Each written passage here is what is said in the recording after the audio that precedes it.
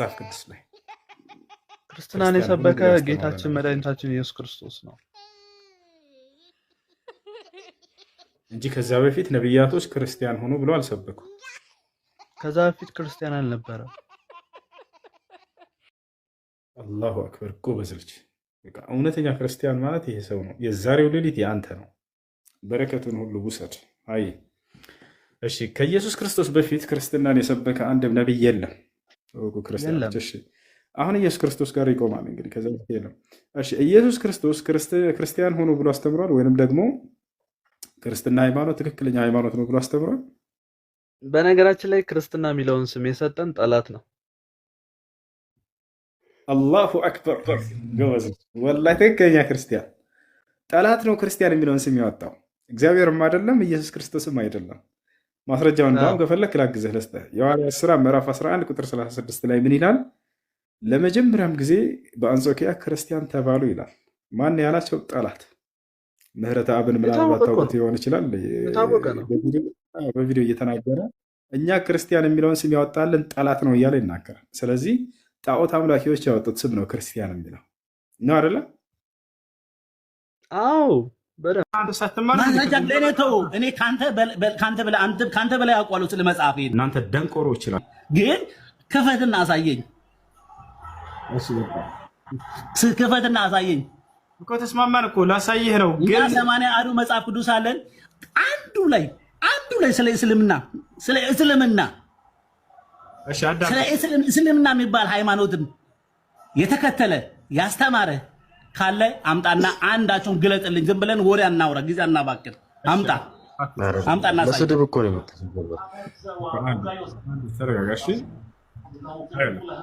እሺ ማን ነበር? ዘሚካኤል ነው ስምህ? ኒውተን አንሳው። ክፈትና አሳየን ወዳጅ፣ ዝም ብለህ አንብብ መጽሐፉን። ክፈትና አሳየን ከዳዊት ከሙሴ ከአብርሃም ከያዕቆብ ከትንቢተ ኢሳይያስ ከትንቢተ ሚክያስ ዘሚካኤል አዎ፣ ክፈትና አሳየን። አንድ እነሱም ጋሽ ከነብያቶች መጽሐፍ ነው የሚፈልገው። እነዚህ ነብያቶች የምን ቋንቋ ተናጋሪ ነበሩ? ዕብራይስጥ አይደለም እያወራ ያለው ወዳጄ።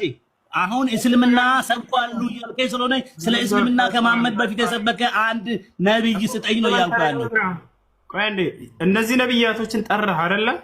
መጽሐፋቸው በምን ቋንቋ ነበር የተጻፈው እያልኩህ ነው። ማወቅ አለብን እኮ ያንን። በምን ቋንቋ ነበር የተጻፈው? በአማርኛ ቋንቋቸው አይደለም አሁን እያወራ ያለን፣ ስለ ቋንቋቸው አይደለም፣ ስለ እስልምና ሃይማኖት። በምን ቋንቋ ነው የምንግባባው? ታዲያ ከእንዲህ አይነት ደናቁርት ጋር ከይቅርታ ጋር ኢየሱስን ተከትዬ ነው ደንቆሮ እያልኩ የምሰድባቸው። መጽሐፍ ቅዱስ ላይ ኢየሱስ ሲያስተምር እናንተ ደንቆሮ ይችላቸው።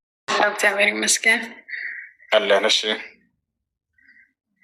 እሺ እሱ እኔ ክርስቲያን ነኝና ክርስቶስ በመሰቀሉ አላምንም እና እሱ አምላክ ነውም አልልም። ማለት አሁን ላይ ከአንተ በመማራቸው ትምህርቶች እና እኔ ማወቅ የምፈልገው ስለ እስልምና ሙሉ ጠቅለል ያለ ነገር ማወቅ እፈልጋለሁ። አየሁ መርሐባሽ።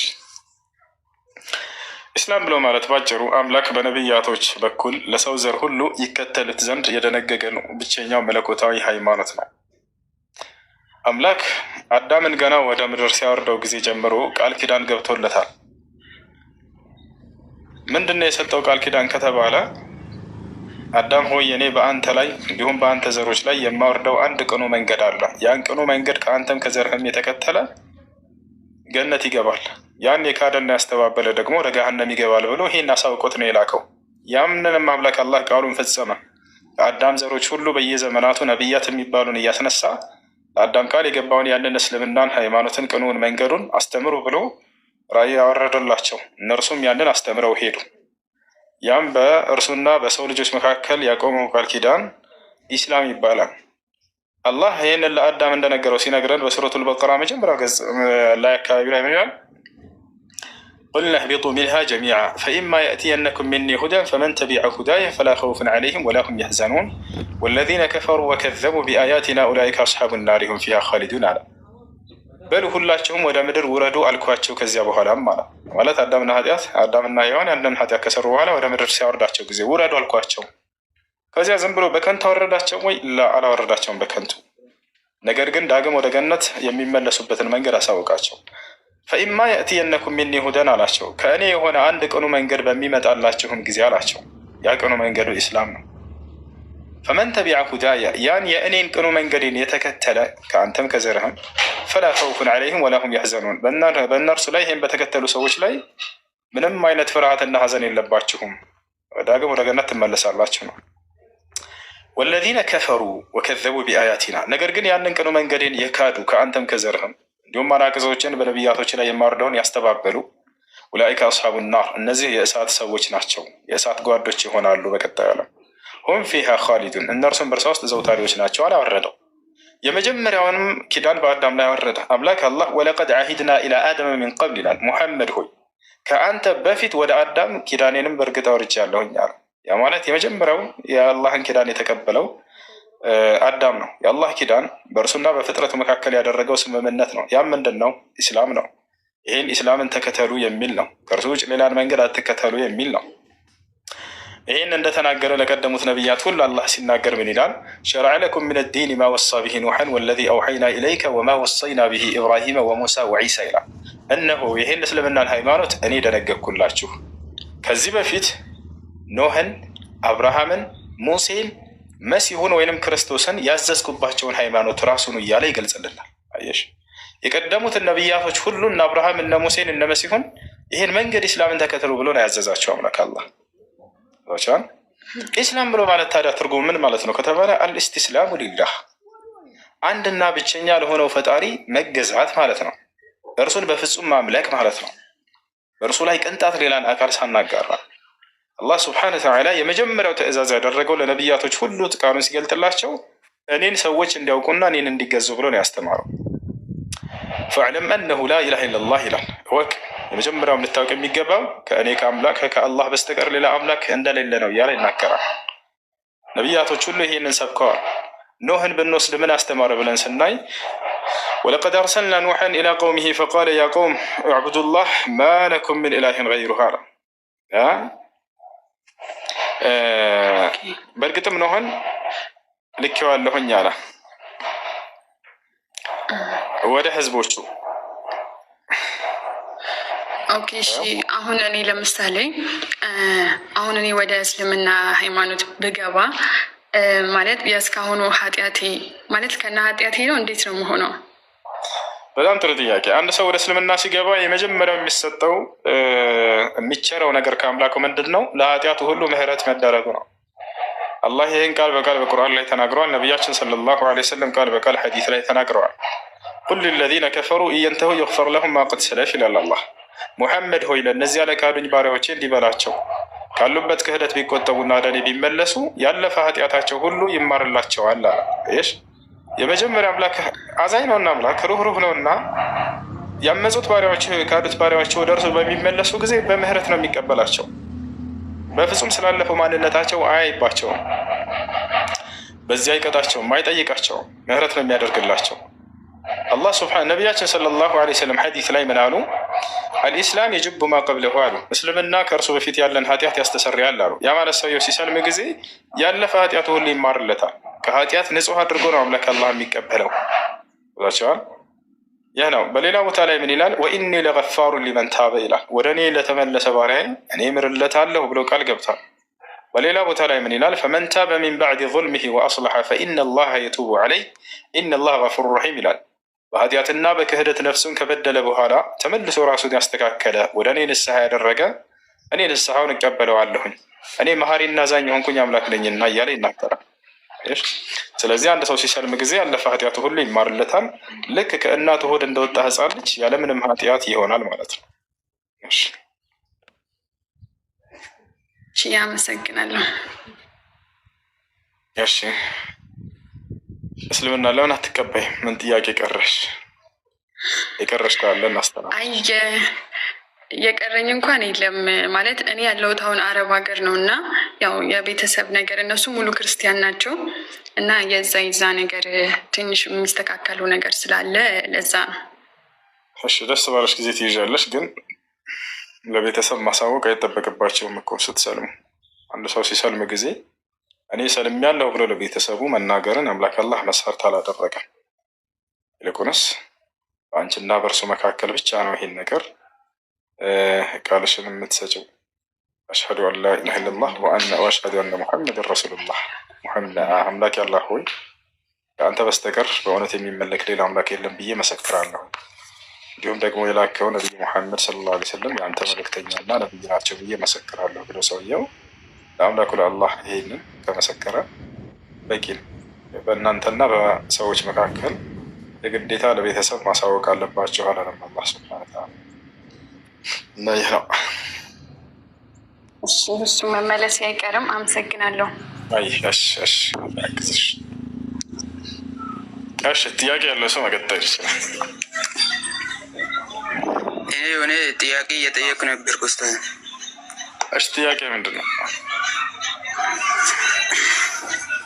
ጥያቄው እኛ የምንኖረው ሀገር ዳዋ ግሩፕ ያሉ ሰለፊ ያሉት ሰለፎች ለዳዋ ግሩፕ ቢዳ ነው ይላሉ። እንዴት ነው ይሄ? ግሩፕ የሚባል ነገር የለም ዲን ውስጥ የሰለፊ ብቻ ነው መንገዱ ይላሉ። እሺ ይላችሁ የዳዋ ግሩፕ ስትል ጊዜ ይህ 7 ቀን 40 ቀን እያሉ ስለሚወጡ ሰዎች ነው ወይንስ ዝም ብሎ ዳዋ አድርጎ ላድርግ ብሎ ስለሚወጣ ሰው? አይ እነሱ አይወጡም። ለ3 ቀን እያሉ አይወጡም። እዛ አይወጡም። ግን ግሩፕ ብሎ የሆነ አንድ ላይ ተይዞ እንትን ይሆናሉ። ግሩፕ አላቸው፣ ጀማ አላቸው። በፈለጉበት ጊዜ ዝም ብለው ሄደው ያደርጋሉ እንጂ 7 ምናምን እያሉ የሚወጡ አይደሉም። አይወጡም። መውጣትም አይወጡም። እሺ እንዳልከው ከሆነ ጀማዓ መፍጠር ለዳዕዋ ይሄ ችግር የለውም፣ ይቻላል። ምንም ይህን የሚከለክል የቁርአንም ሆነ የሐዲስ ማስረጃ የለም። የዳዕዋ ግሩፕ ኑሯቸው ሰዎች ወደ አላህ ሰዎችን እንጣራለን፣ ወደ እስላም እንጣራለን ብለው ህብረት ማድረጋቸው ችግር የለውም። ነቢያችን ሰለላሁ ዐለይሂ ወሰለም ከሰሃቦቻቸው ጋር ጀማዓ ነበሩ። ከዛ እየመረጡ ይልኳቸዋል። ሰሃቦችን በየሀገሩ ሂዱና ዛሬ አንተ አስተምር እያሉ ይልኳቸው። እሱ ላይ ምንም ችግር የለበትም። ሁለተኛ መውጣት አይቻልም። ዳዕዋ መውጣት ይቻላል። ነቢያችን ሰለላሁ ዐለይሂ ወሰለም ሰሃቦችን ይልኳቸው ነበር። ሂድና ወጥተህ አስተምር ይላቸዋል። ማስረጃ بعث رسول الله صلى الله عليه وسلم معاذا إلى اليمن فقال له يا معاذ إنك تأتي قوما من أهل الكتاب فليكن أول ما تدعوهم إليه أن يشهدوا أن لا إله إلا الله فإنهم أطاعوك لذلك فأعلمهم أن الله قد افترض عليهم 5 صلوات في اليوم والليلة فإنهم أطاعوك لذلك فأعلمهم أن الله قد افترض عليهم الزكاة تؤخذ من أغنيائهم فترد إلى فقرائهم فإنهم أطاعوك لذلك فأعلمهم أن الله قد افترض عليهم صوم شهر رمضان إلى آخر الحديث. ነቢያችን ሰለላሁ ዐለይሂ ወሰለም ሰሓቦችን ለዳዕዋ ይልኳቸው ነበር። ከእነዚያ መካከል ለናሙናነት ያክል ተጠቅሰዋል በሐዲስ ላይ። ሙዓዝ ብን ጀበልን ሙዓዝ ሆይ አሉት፣ ሂድ ዳዕዋ አድርግ ውጣ፣ ኢነከ ተእቲ ቀውመን ሚን አህሊል ኪታብ አሉት። ትንቢትን ሊነግሩት እንዳሉትም ይፈጸማል። ይህ አንዱ የነቢይነታቸው ማረጋገጫ ነው። ትንቢት ማለት የሩቅን ነገር ወይንም የነገን መናገር ማለት ነው አይደለ? ነቢያችን ሰለላሁ ዐለይሂ ወሰለም ቁጭ ብለው መካ ላይ ማነው መዲና ላይ ስለ ነገ ይናገሩ ነበረ፣ ስለ ሩቅ ይናገሩ ነበረ። እንዳሉትም ያ ነገር ተፈጽሞ ሰሃቦች ይመለከቱ ነበር። ከእነዚያም መካከል አንደኛው እዚህ ሐዲስ ላይ የምናገኘው ነው። ምን አሉት? የመን ሂዳ አያውቁም ነቢ ሰለላሁ ዐለይሂ ወሰለም። ነገር ግን ምን አሉት? አንተ ሙዓዝ ሆይ አንተ አሁን ወደ የመን ሂደህ ታስተምራለህ። በዚያም ላይ የምታገኛቸው ሰዎች አይሁዲዎችና ክርስቲያኖች የመጽሐፉ ሰዎች ናቸው አሉት። አያቸው እዛ ማን እንዳለ ያውቋል። እርሳቸው ነገሩት። ግን ነቢይ ናቸው እና አምላክ ለአንድ ነቢይ የሩቅንና የነገን ነገር ያሳውቀዋል። ኢነከ ተእቲ ቀውመን ሚን አህሊል ኪታብ አሉት። ፈልየኩን አወል ማ ተድዑሁም ኢለይሃ የሽሀዱ አን ላ ኢላሀ ኢለላህ አሉት። አደራ መጀመሪያ የምትጠራባቸው ነገር የመጀመሪያው ሊሆን የሚገባው ከአንድ አላህ በስተቀር በእውነት የሚመለክ ሌላ አምላክ የለም የሚለውና አሉት። እንዲሁም እኔ የአላህ መልእክተኛና ነቢይ መሆኔ ይህን ከታዘዙ አሉት በቀንና በሌሊት 5 ጊዜ ሶላትን መስገድ አላህ ግዴታ እንዳደረገባቸውም አስተምራቸው አሉት። አያችሁ፣ ይህን ከታዘዙህም ከገንዘቦቻቸው ከሀብታሞች ተወስዶ ለድሃዎች የሚሰጥ ዘካ ወይንም ምጽዋት የሚባል እንዳለባቸው አሳውቃቸው አሉት። ይህን ከታዘዙ በዓመት 1 ጊዜ የረመዳንን ወር መጾም እንዳለባቸው ይህ እንደተደነገገም አስተምራቸው አሉት። ይህን ከታዘዙ ሐጅ ማድረግ እንዳለባቸው አስተምራቸው አሉት። አያቸው አለ። ስለዚህ ሙዓዝ ሄደ ዳዕዋ አስተምሮ አድርጎ መጣ። እንዳለውም ሲሄድ ጊዜ ሙዓዝ መሰከረ። ሲሄድ ማንን አገኛ? ይሁዲዎችና ክርስቲያኖችን አገኛቸው። ያሰላም ወሃዛ የድሉ ዐላ ስድቅ ንቡወት ነቢይ ዐለይሂ ሰላቱ ወሰላም ወአነሁ ረሱሉን ሐቁን ምን ረብል ዓለሚን። ይህ የነቢ ሰለላሁ ዐለይሂ ወሰለምን ትክክለኛ ነቢይነት የሚያሳይ ነው። ሳይሄዱ በፊት እዚያ ምን እንዳለ ያውቃሉ። የህዝቡን ማንነት፣ እምነቱን፣ ምንነቱን ምናምን ብላቸዋል። ይህ ነው እና ወጥቶ ማስተማሩ የሚለው ከሆነ ችግር የለውም። ልክ እንዲሁ ህብረት መፍጠሩ የሚለው ችግር የለውም። ነገር ግን 7 ለ7 እያሉ ጊዜያቶችን መከፋፈል ልክ እንዲሁም ደግሞ እነዛ ሰዎች የእውቀት ባለቤቶች ሳይሆኑ ዝም ብለው ዳዕዋ እንዲያደርጉ መላካቸው ይሄ ተገቢ አይደለም። ለምሳሌ ዛሬ ሰውየውን ተውበት ይሉታል፣ ከሽሻ ቤት ይወጣል፣ ከጫት ቤት ምናምን ይቶብታል። ነገ ውጣና ዳዕዋ አድርግ ሂድ ይሉታል። ላ ይሄ ተገቢ አይደለም። هذا ليس من منهج أهل السنة والجماعة وليس من منهج السلف الصالح. منهج السلف الصالح منهج مبني على العلم والدليل وقتنا بمسرج عليه والبرهان يتجنب ዛሬ ሰውን ተውበት ብሎ ነገ ሂድና ዳዕዋ ቆመህ ለህዝብ አስተምር። ይሄ ነቢያቶች መንገድ አይደለም፣ ሰሃቦች የሰለፎች መንገድ አይደለም። ታዲያ ምን ልንለው ነው የሚገባ ሰው ከተባለ ዛሬ ተውበት አይደል፣ ነገ ሂድና እውቀት እንቅሰብ እንለዋለን። አላህን የተገዛ እውቀትን ይቀስማል። ወዛሻል አይደል። ከዚያ በኋላ እውቀትን ከሸመተ በኋላ ይህ ሰው ለዳዕዋ ይወጣል። أما الجهال إذا قاموا للدعوة إلى الله سبحانه وتعالى فما يفسدونه أكثر مما يصلحونه. جاهل የሆነ ሰው አስተምራለሁ ብሎ ከወጣ ወይንም ከተነሳ ከሚያሳምረው ልክ የሚያበላሸው ይበዛል። አታይም? ዛሬ ላይ ምንም ያለ እውቀት ይገባሉ ስለ አላህና ስለ እውነተኛው መጥፎ ነገር ያለ እውቀት ሲናገሩ ታያላችሁ። ዳዕዋ ማድረግ ይቻላል እኮ ይላቸዋል። ለአንተ አይቻልም፣ እንዲህ አይነት ሰው አይቻልም። አላህና እውነተኛውን በትክክል መግለጽ የማይችል ሰው፣ ኢስላምን በትክክል መግለጽ የማይችል ሰው ዳዕዋ አደርጋለሁ ብሎ ሲነሳ ጊዜ በሰዎች መካከል የዛኔ ብዙ ነገራቶችን ያበላሻሉ ማለት ነው። ዛሬ እኮ ጁምዓ ነው ይላል። ወላሂ በል ደጋን መስጂድ ዛሬ መስገድ የፈለገ ሰው እንጣት ይችላል። ኹጥባ الحمد لله الذي نشر في الكون دلائل وجوده وقدرته وأقام للعالمين براهين تدبيره وحكمته. نحمده حمدا يليق بكمال جلاله ووحدانيته، ونشهد أن لا إله إلا الله، ونشهد أن محمد رسول الله صلى الله وسلم عليه وعلى آله وصحبه ومن سار على دربه. أما بعد، فيا عباد الله اتقوا الله ربكم واجعلوا الإيمان بالغيب يقينا في قلوبكم. بسم الله الرحمن الرحيم. ألف لام ميم ذلك الكتاب لا ريب فيه هدى للمتقين الذين يؤمنون بالغيب ويقيمون الصلاة ومما رزقناهم ينفقون. يا أصحاب التيك توك لماذا تأتون؟ ماشي اشتياق الله شو ليلوش. السلام عليكم ورحمة الله وبركاته أستاذ. وعليكم السلام.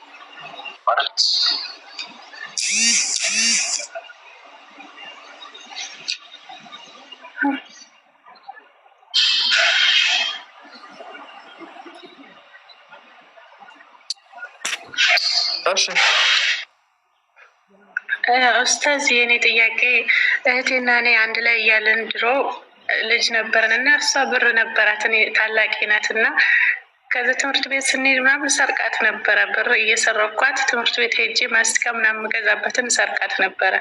ትልቅ ሆኜም እሷ ሱቅ ነበረ ሱቅ ነው የምትሰራው እና ከሱቅ ሳልነግራት የምፈልገውን ነገር ወስዳለሁኝ። ግን አሁን ላይ እሷ ኢትዮጵያ ነው ያለችው፣ እኔ አረብ ሀገር ነው ያለው። ዝም ብዬ ልክላታለሁ። እኔ ያኔ የወሰድኩባትን እያሰብኩ ሳልነግራት ግምቱን ባላውቅም ግን ዝም ብዬ ሰጣታለሁ። ይቻላል፣ ችግር የለውም። አንስቼብሽ ነው ብትያት ሌላ ችግር ሊፈጠር ስለሚችል ያንን አንቺ በስጦታ መልክ መስጠት ትችላለሽ። ያለብሽን ገንዘብ ችግር የለም። ሌላኛው ጥያቄ ደግሞ ወደኛ አሁን እንደ ባህል አድርገው ወደኛ ቤተሰብ እንዲህ አንፈቅድም ምናምን ሲሉ ሊጋቡ እንዲተዋደው ሊጋቡ አንፈቅድም ሲሉ ተያይዘው ይጠፉና ከዛ በኋላ ሽማግሌ ተልኮ ኒካ ይታሰራል። ይሄ ነገር እንዴት ይታያል? አይቻልም፣ አይሆንም፣ አይቻልም፣ አይሆንም። በግንኙነት ላይ ከሆኑ ወዲያው ኒካ አይታሰርም። ቢያንስ ለአንድ ሀይድ እስከታይ ድረስ ተለያይተው ከዚያ በኋላ ነው ስላለፈው ተውበት ንስሐ አድርገው እንደ አዲስ ኒካ የሚታሰረው። እሺ ወያኩም አለይኩም ሰላም ወረሕመቱላህ። አለይኩም ሰላም። አልሐምዱሊላህ እንትን ነበረ ጥያቄ ነበረኝና እሺ እንትን ከዚህ በፊት ጠይቄ ነበረ። ዩኒቨርሲቲ ነው እና ያለሁት ማለት ነው። እዛ ገና ነበረ። አሁን እሁድ ነው ብቻ እሁድ ዕለት ይሁን ሰኞ ዕለት ገና ነበረ አሁን ያለፈው አለ። እዛ ምግብ የምንበላው የኛ ታይማችን የዛን ቀን ጧት ላይ ሌላ ምግብ ነበርና የሚደረግልን በእነሱ ሰበብ ስጋ ተደረገ። ሙሉ ቀን ምሳም ሙሉ እራት ብቻ ነው የኛ ስጋና ጧትም ምሳም ስጋ ተደረገልን እና ሙሉ ሰው በላው። እንዴት ይታያል ይሄ?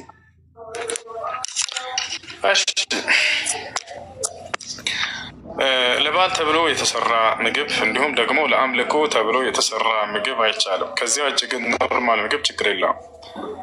አንድ ክርስቲያን የሆነ ሰው ቁርስ ፉል ሰራና ጋበዛችሁ ወይም እንቁላል ሰራና ጋበዛችሁ ከበዓል ውጭ እና ለአምልኮ ተብሎ ከተሰራ ውጭ ኖርማል ምግብ የዛኔ ችግር የለውም። ነገር ግን ለአምልኮ ተብሎ የተሰራ ከሆነ በዓላቶችን አስመልክቶ የተሰራ ከሆነ እሱ አይፈቀድም። እሺ ስለዚህ ዩኒቨርሲቲ የበላ ነው ይሄ አይቻልም ነበር ማለት ነው። አመሰግናለሁ። መርሐባ አማን ነው አለን።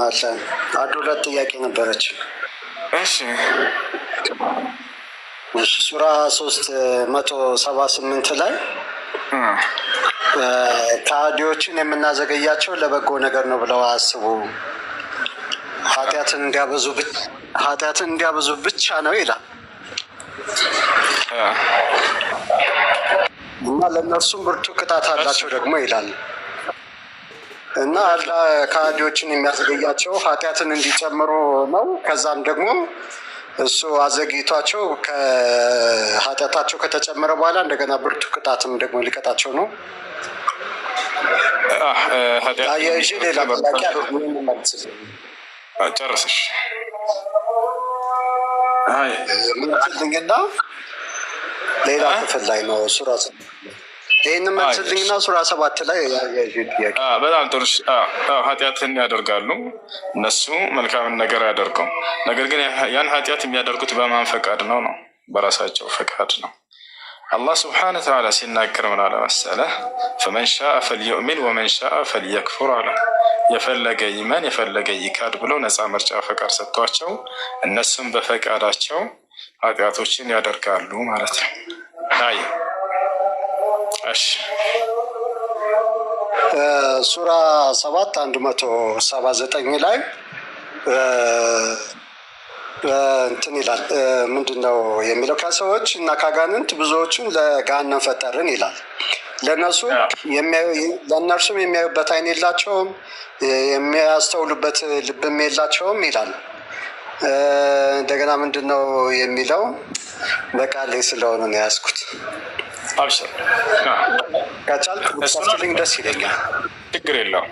ምን ያህል መሰለህ እሱ ላይ ወለቀድ ዘረእና ሊጀሃነመ ከሲራ ምን አልጅን ወልኢንስ ለሁም ቁሉብ ላ የፍቀሁነ ቢሃ ወለሁም አዕዩን ላ የብሲሩነ ቢሃ ወለሁም አዛኑ ላ የስመዑነ ቢሃ ኡላኢከ ከልአንዓም በል ሁም አضል ኡላኢከ هم الغافلون ولله الأسماء الحسنى فادعوه بها وذروا الذين يلحدون في أسمائه سيجزون ما كانوا يعملون وممن خلقنا أمة يهدون بالحق وبه يعدلون وقطعناهم في الأرض أمما يا لقتلا والذين كذبوا بآياتنا سنستدرجهم من حيث لا يعلمون سأملي لهم من كيدي متين من الذي وتعالى ولقد ذرأنا لجهنم كثيرا من الجن እንደ አውጣልህ ነው የፈለከው? ከቅርታ ጋር አውጣልህ ነበር ወይስ ደስ ይለኛል። በጣም ደስ ይለኛል። የሆነ ቅርታ ቢሆን እሱን 179 183 እና 186 አያይዘን ብናየው ደስ ይለኛል። እሺ ማን ነው ስልክ የያዘ ሰው አለ? ከቅርታ ጋር ያኛው ስልክን ትጨዋለህ። ቆይ አንድ ሰው ላስገባልህና ከፍተናል። ፈታ በናብሽር እሺ ማን ነው መክፈት የሚችል? ዛራ መክፈት ትችላለሽ?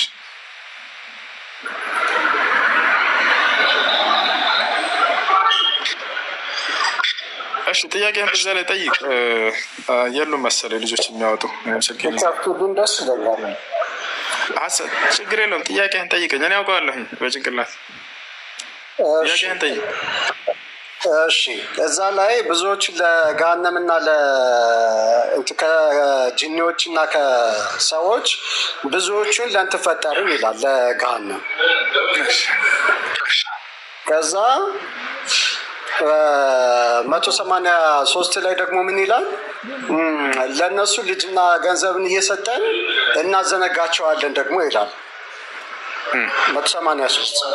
186 ላይ ደግሞ እዛው ላይ 783 እና 186 ላይ ደግሞ ይላል አላህ ያጠመመውን ማንም አይመልሰውም፣ በኃጢአታቸው እንዲዋልሉ ይተዋቸዋል ይላል። እሺ እና እዛ ከላይ ጥያቄ ምንድን ነው? እሺ ከላይ ምን ብሏል? 179 ላይ ለገሃነምና ለገሃነም ፈጠናቸው ይላል ብዙዎቹ። ብዙዎችን ለገሃነም ጨርሰህ ከዚያ ምን አይነት ሰዎች ናቸው አለ ለገሃነም የተፈጠሩት? ጨርሰህ ለገሃነም የተፈጠሩት ሰዎች ደግሞ የሚኖራቸው ባህሪ ምን አይነት ነው? አይን አላቸው፣ ነገር ግን በዛ አይን አያዩም። ልብ አላቸው፣ በልባቸው ግን አያስተውሉም። ማለት ነው አይን አላቸው አያዩም ማለት በቃ የሆነ በጎ ነገር ለማየት አይን የላቸውም። ልብ የላቸውም ደግሞ ሲል የሚያስተውልበት ልብ የላቸውም ሲል ለምሳሌ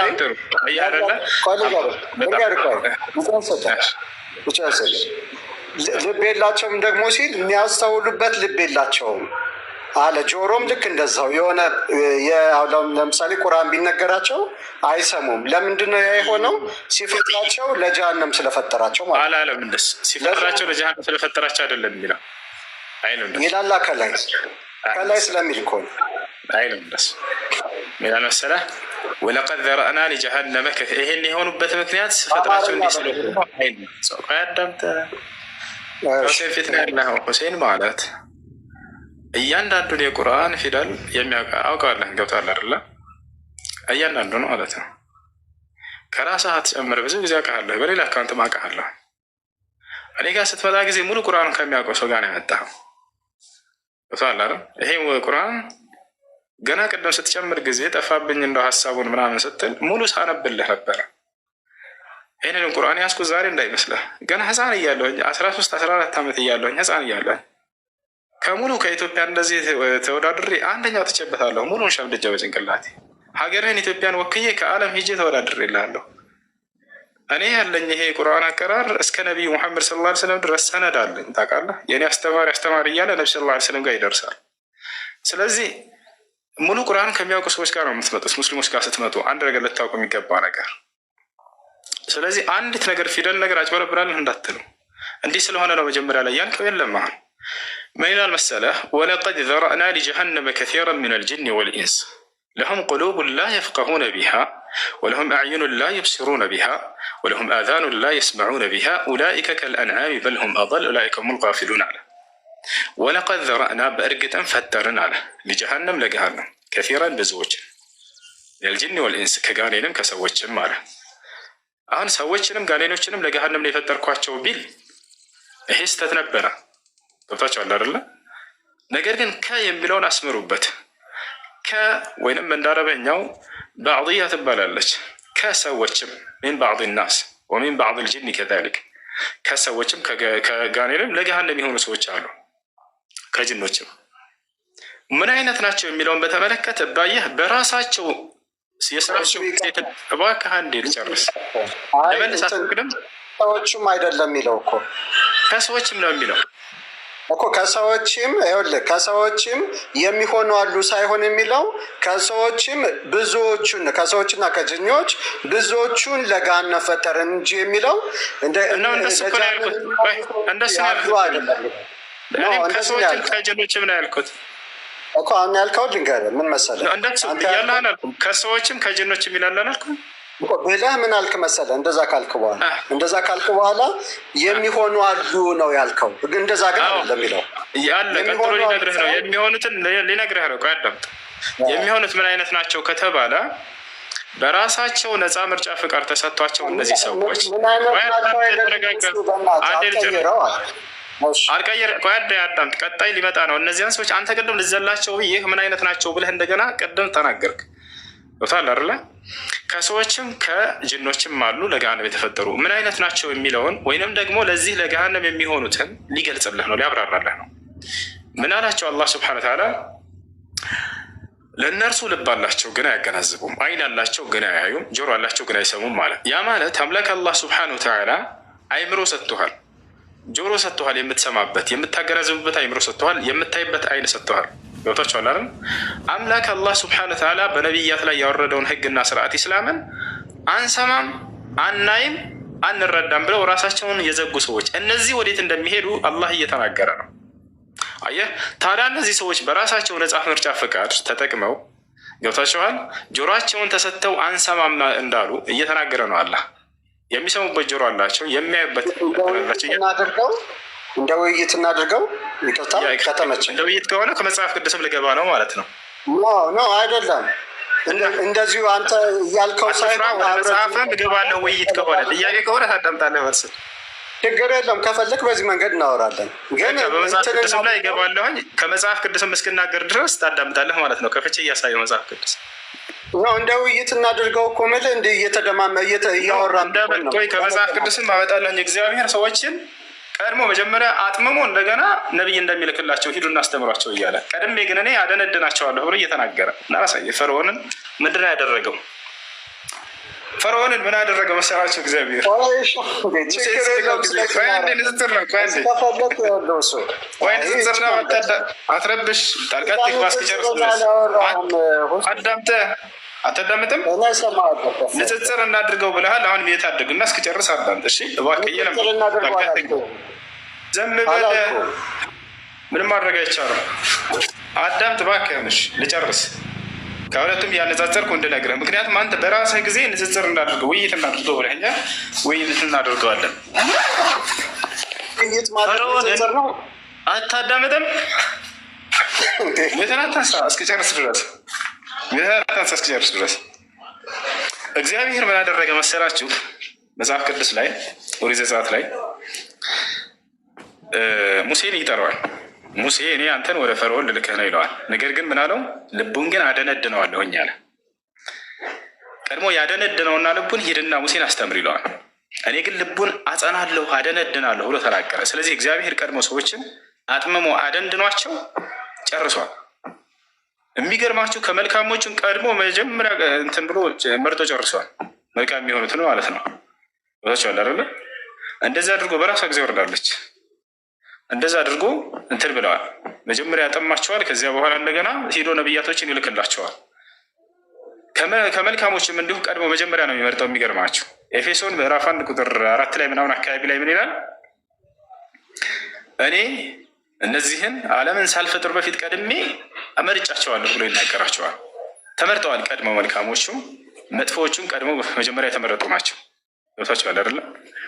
ይህ ነው እና ስለዚህ በዚህ መልኩ ነው እግዚአብሔር የሚያደርገው። አላህ ስብሐነ ወተዓላ እስከተባለ እንደዛ አይደለም። እነዛ ምርጫ ፈቃድ እዛው ሰጥቷቸዋል። አላህ ጆሮ ሰጥቻቸዋለሁኝ ግን እነዚህ ማየት አይፈልጉም አለ። አይን ሰጥቻቸዋለሁ ማየት አይፈልጉም። ጆሮ ሰጥቻቸዋለሁ መስማት አይፈልጉም። ልብ ሰጥቻቸዋለሁኝ መረዳትም አይፈልጉም አለ። ታዲያ እነዚህ ሰዎች ወዴት ነው የሚሄዱት? ወደ ገሃነም ነው የሚሄዱት ያለምንም ጥርጥር። ይህን ነው አላህ ስብሐነ ወተዓላ እየተናገረ ያለው። እሺ ጥያቄ ያለው ካለ መቀጠል ይችላል። አሰላሙ አለይኩም ወረህመቱላህ። አለይኩም ሰላም ወረህመቱላህ። እንዴት ነህ? ደህና ነህ? አለ አልሐምዱሊላህ።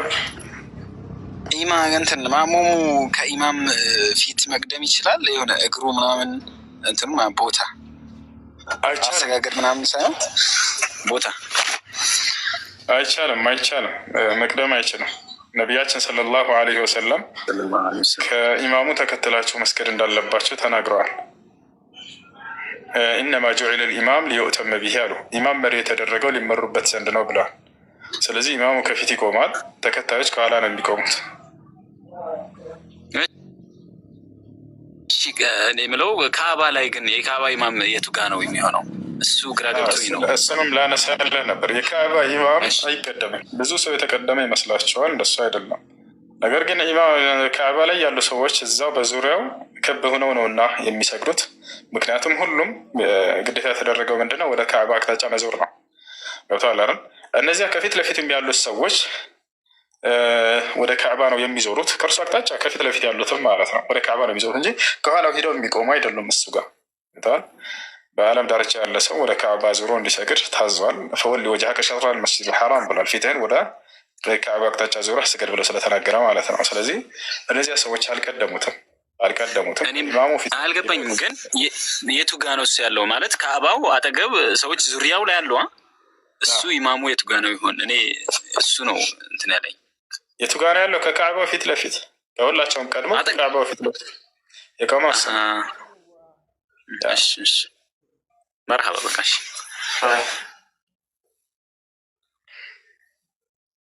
እሺ ጥያቄ ያለና ወአለይኩም ሰላም ወረሕመቱላህ። እኔ ጥያቄ ሴት ልጅ በአካል ሳትኖር ማለት ነው። አሁን ሰለምቴ ሰው በአካል ሳትኖር ማዙንም ሽማግሌ ኖሮ ኒካ ማሰር ትችላለች ነው? ግዴታ እሷ በአካል መኖር አለባት? ችግር የለም። እሷ መገኘት አይጠበቅባትም። የእሷ ተወካይ እስከቀረበ ድረስ ኒካ ለማሰር እሷ ተወካይ እስከቀረበ ድረስ የእሷ መገኘት መስፈርት አይደለም። ወልይ የሌላትስ ማለት አሁን ሰለምቴ ከሆነች ለሱ ከሆነ በአካባቢ የሚገኝ ሸሪዓ ፍርድ ቤት ቃዲ ወኪል ይሆንላል። ነቢያችን ሰለላሁ ዐለይሂ ወሰለም አስልጣኑ ወልይን ሊመን ላ ወልይ ለሁ ብለዋል። ከቤተሰቧ ኒካ የሚያስርላት ወኪል የሌላት የአካባቢ የሚገኝ ሸሪዓ ፍርድ ቤት ቃዲ እሱ ወኪል ይሆናታል ብለው ተናግረዋል። እሱ ወኪል ሆኖ ያስርላታል። ከሌለ የአካባቢ ኒካ የሚያስር ቃዲ፣ ያ ከሌለ የመስጅድ ኢማም ወይንም ከዚያ በኋላ ማንኛውም ሙስሊም ኒካ ማሰር ይችላል። እሺ አሁን በአረብኛ ማዙን የሚሉት ማለት ምን ማለት ነው? ማዙን በአረብኛ ማዙን ማለት መጋበዝ እንደማለት ነው፣ መታደም እንደማለት ነው። እሺ እሺ እሺ። ሃይማኖት ወይንም ከታች ማን ነበረች? ፊዮሪና አለሽ? እሺ ሃይማኖት ከላይ ሰላም፣ እንዴት ነህ? ሰላም። እሺ ጥያቄ አለ? አይሰማም ድምጽ አይሰማም። የተወሰነ መቆራረጥ ጸባይ አለው። እሺ አሁንስ? አሁን ይሰማል። እሺ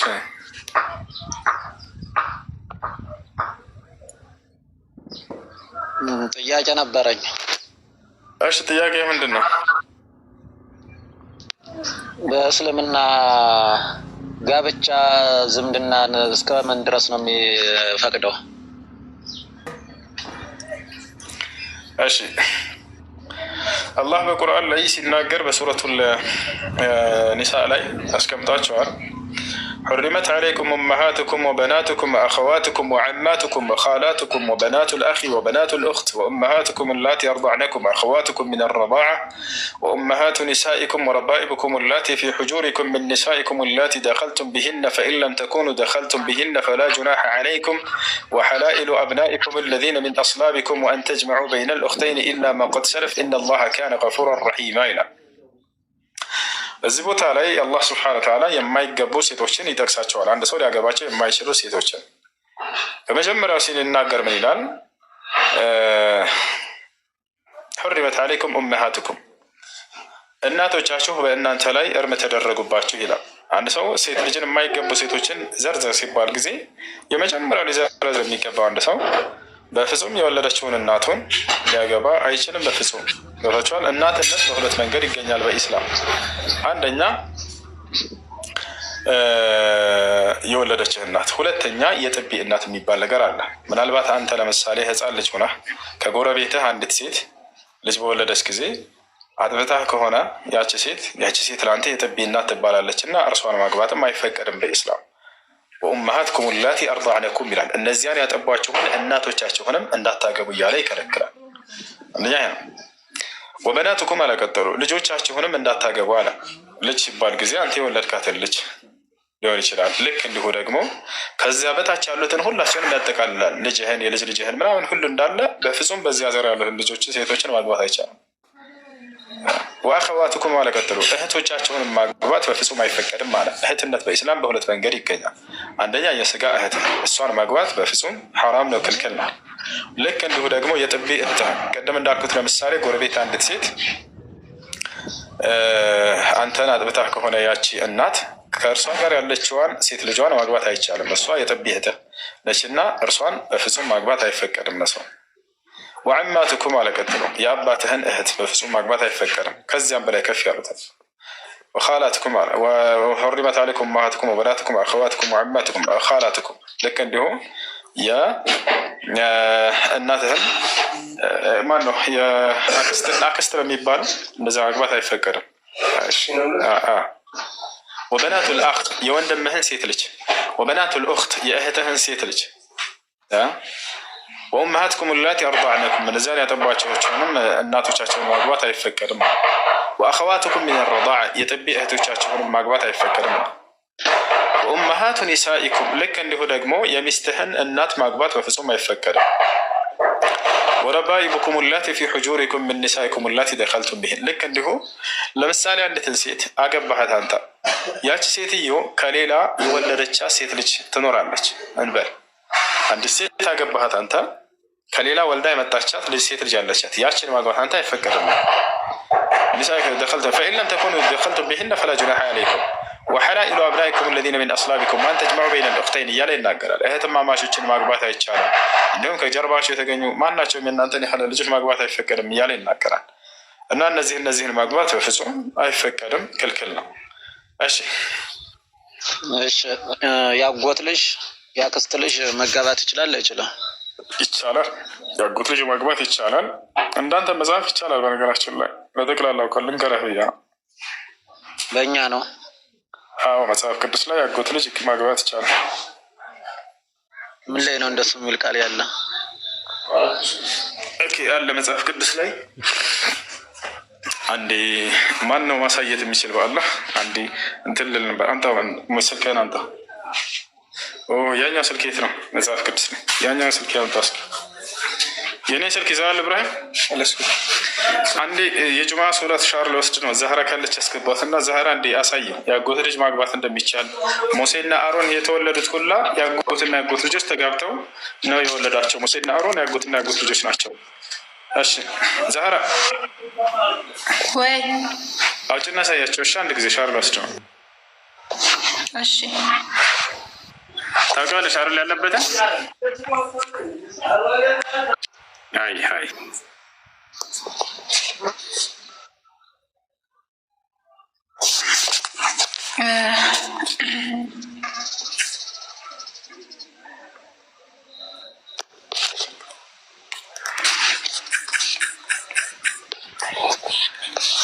እሺ ላውጣላችሁ አንዴ። እሺ ቢስሚላህ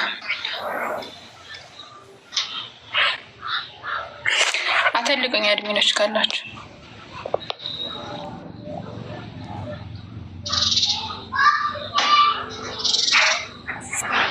አድሚኖች አላችሁ? እየሰማዎች ነው።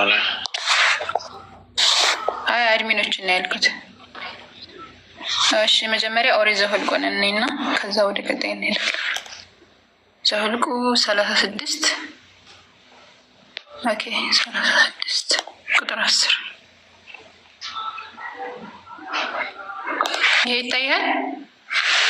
ያያውት እግዚአብሔር ሙሴን እንዳዘዘው እንዲህ የሰጼልኤል ሴት ልጆች አደረጉ። የሰጼልኤል ልጆች ማህላን እንትን ስማቸው በጣም ቲርጻ፣ ኤግላ፣ ሚልካ፣ ኖአ ከአባታቸው ወንድሞች ልጆች ጋር ተጋቡ ይላል። ከአባታቸው ወንድሞች ልጆች ጋር ተጋቡ። ይሄ የማን ነው? የእግዚአብሔር ነው ያዘዛቸው። እግዚአብሔር ሙሴን እንዳዘዘው እንዲህ የሰጼልኤል ሴቶች ልጆች አደጉ አደረጉ። ከዛ እነዚህን ሴት ልጆቹን ከአባታቸው ወንድ ልጆች ጋር ተጋቡ ይላል። ይሄ እግዚአብሔር አዘው ማለት ነው። ስለዚህ ያጎትና ያክስት ልጅ መጋባት ይቻላል። ሌላ ደግሞ ሙሴና አሮን ደግሞ የተጋቡበትን ላሳይክ። ይሄ ዘጸአት ላይ ይገኛል። ኦሪት ዘጸአት ምዕራፍ 6 ላይ እንግባ ከቁጥር 20 ኦኬ። አንበረምም ያጎቱን ልጅ አክዓድን አገባ፣ አሮንና ሙሴን ወለደችለት። የአንበረምም የህይወት ዘመን 137 ዓመት ነበር ይላል። ስለዚህ ሙሴና አሮን የተወለዱት ያጎትና ያክስት ልጆች ተጋብተው ነው። እስኪ ቆይ አታወርጀው ልየዋ እንዴ። ይሄ ኦሪት ዘጸአት ምዕራፍ 6 ከቁጥር 20 ትንሽ ደቀቅ አድርጌው። እሺ አሁንም የተወሰነ እሺ እንደዚህ ይታያል።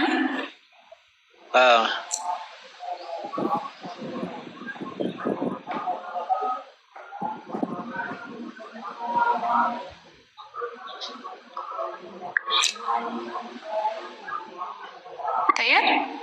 እያየሁት ነው። ያ